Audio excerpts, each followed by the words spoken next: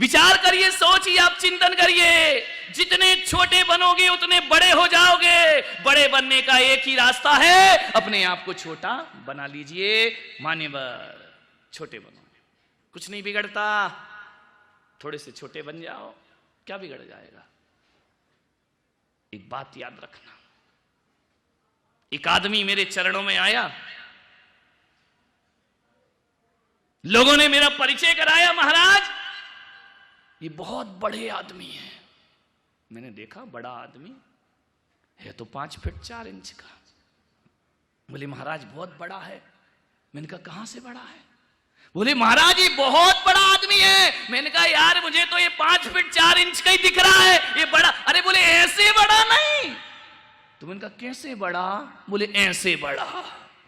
समझ गए क्या? इनका पैसे में बड़ा? बोले हाँ। एक बात याद रखना, महल सोने का मिट्टी पे खड़ा होता है, एक दिन वो महल मिट्टी में मिला होता है। और वजन इंसान का तराजू से तोलने वालों, आदमी तन से नहीं, आदमी मन से बड़ा होता है। ध्यान रखिए, शरीर से कोई बड़ा थोड़ी होता है। जिसका जितना बड़ा मन वो उतना बड़ा इंसान। दायरे दिल को दरिया दिल बनाओ, संकुचित मत करो। जितना बड़ा दिल होगा उतने बड़े आपका जीवन होगा।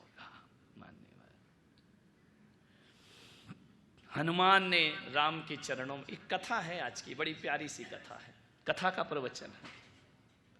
हनुमान ने राम के चरणों में शीश झुकाया, प्रणाम किया। राम की अनुकंपा मिली। बिरले होते हैं जिन पर ईश्वर की कृपा हुआ करती है, ध्यान रखना। किस्मत वाले होते हैं जिस पर संत जन अपनी कृपा बरसा दिया करते हैं। ध्यान मान्यवर।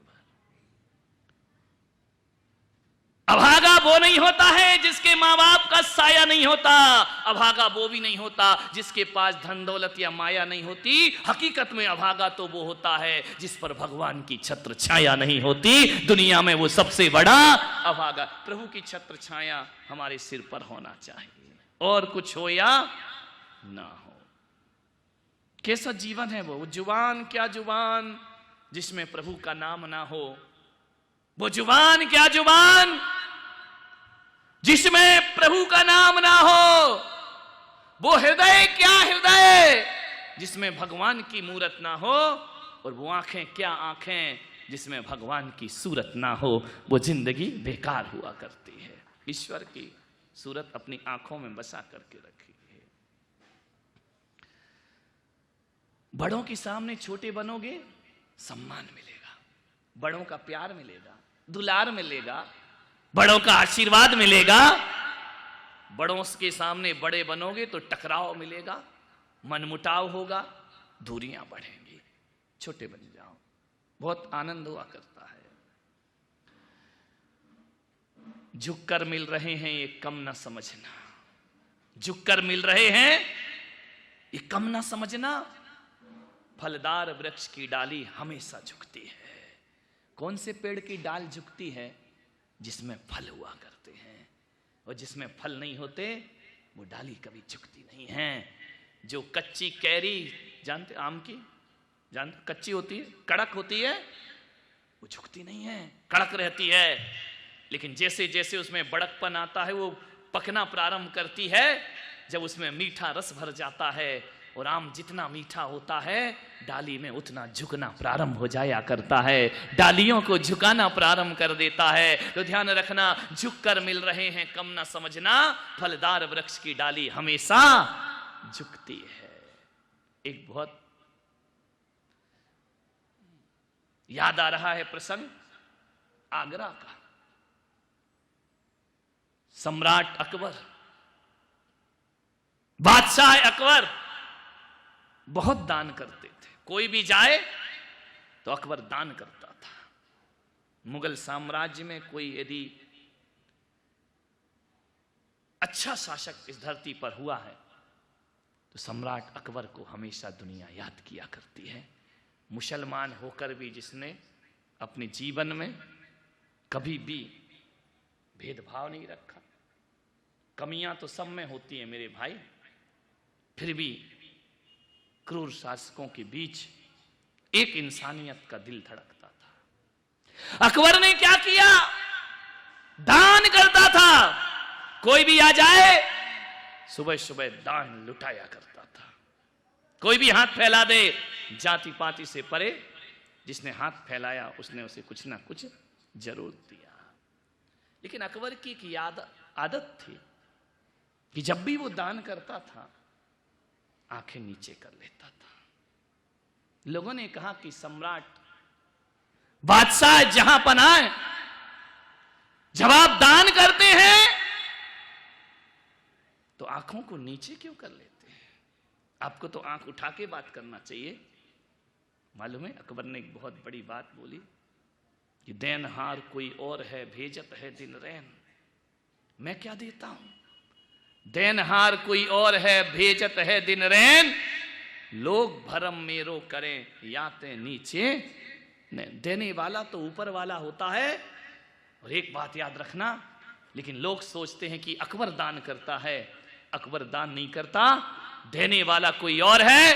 और जब लोग मेरा भ्रम पालते हैं, मेरी निगाहें नीची हो जाया करती हैं। नीची निगाह करके दो, ध्यान रखिए। एक तो कहता है कि मैंने दान दिया है, और एक कहता है मैं सौभाग्यशाली हूं कि आपने मेरा दान स्वीकार किया है। ध्यान रखिए, दोनों में बड़ा अंतर होता है। एक देने में अहंकार है, एक कह रहा स्वीकार करो, मैं आपको प्रणाम करता हूं, मेरा जीवन धन्य है कि आपने मेरा दान स्वीकार कर लिया है। मन जीवन की वृत्तियों को समझने का प्रयास करिए, झुक कर जियो। बहुत कुछ मिलता है झुकने में।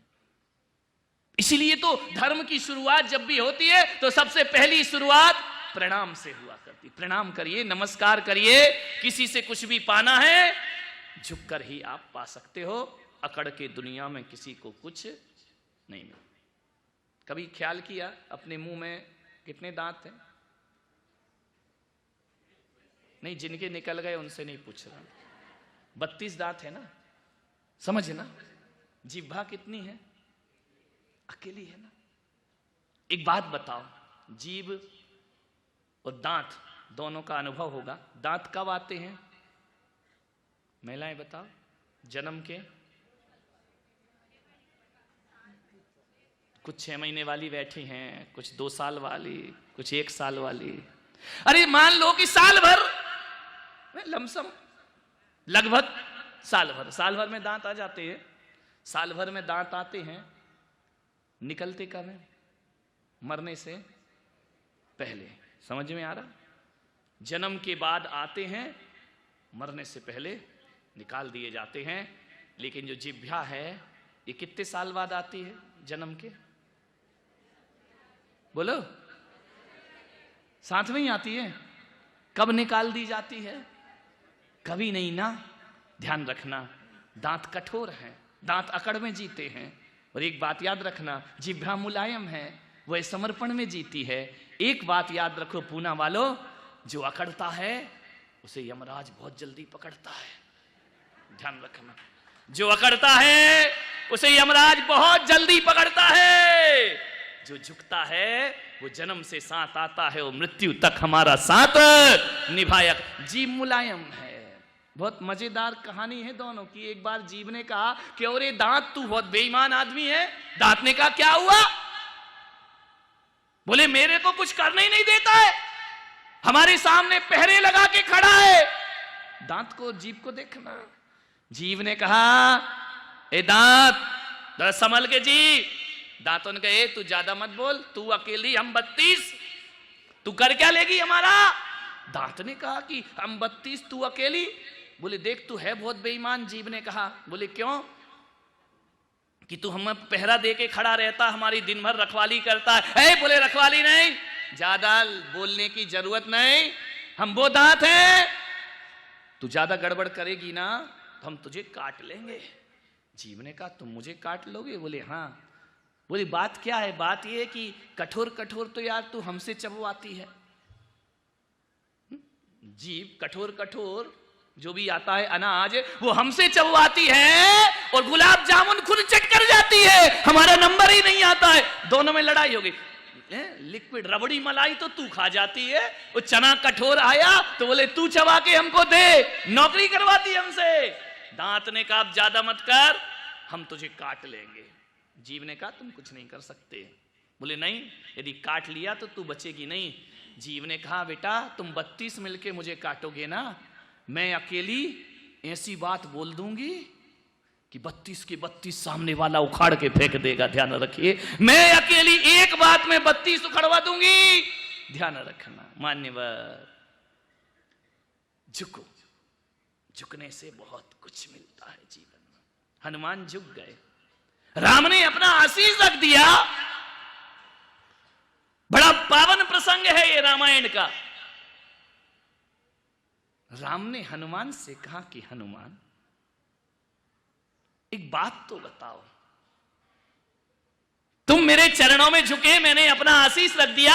हनुमान ने कहा मेरा जीवन धन्य हो गया, मेरी जिंदगी धन्य हो गई, मेरी सेवकाई धन्य हो गई महाराज, आपके चरणों में झुक के आशीर्वाद को प्राप्त करके। राम ने कहा कि हनुमान आज मेरा मन हो रहा है कि मैं तुम्हें कुछ दे दूं। हनुमान ने कहा नहीं प्रभु, बड़ी कृपा है, बड़ी दया है, क्या चाहिए, मैं आपका भक्त हूं, इससे बड़ी दौलत क्या होती है। राम ने कहा नहीं हनुमान, जिसने मेरा संकट में साथ दिया है उसको मैंने कुछ ना कुछ जरूर दिया है। अंगद ने मेरा साथ दिया तो किष्किंधा का राजा बना दिया, सुग्रीव ने मेरा साथ दिया उसे सम्राट बना दिया, विभीषण ने मेरा साथ दिया मैंने उसे लंका का राजा बना दिया। पर हनुमान जो साथ तुमने दिया है वो साथ तो मेरा किसी ने नहीं दिया है। हालांकि जंगल में रह के एक एक जानवरों ने मेरा साथ दिया है, जटाइयों ने मेरा साथ दिया, मैंने उसे बैकुंठ पहुंचा दिया, स्वर्ग पहुंचा दिया, तुम्हें कुछ नहीं दिया हनुमान। मान्यवर पूना वालों, ऐसे ही भक्त बनना भगवान के, ईश्वर के, गुरुओं के, कि तुम ना मांगो, भगवान ही बोले कि बोल तुझे क्या चाहिए। ध्यान रखना, अरे खुदी को कर बुलंद इतना कि हर तकदीर लिखने से पहले खुदा बंदे से खुद पूछे बता तेरी रजा क्या है। ध्यान रखिए, हम क्यों भिखारी बने, खुदा खुद पूछे कि बोल तुझे क्या चाहिए, खुदा बंदे से खुद पूछे बता तेरी रजा क्या है। ध्यान रखिए, ये होती है निस्वार्थ सेवा, निस्वार्थ भक्ति। हनुमान तुमने मुझ पर अनंत उपकार किए हैं। हनुमान की आंखें भर आई, प्रभु उपकार तो मैंने कहां किए, उपकार तो आपने मुझ पे किए हैं कि हम जैसों की सेवा स्वीकार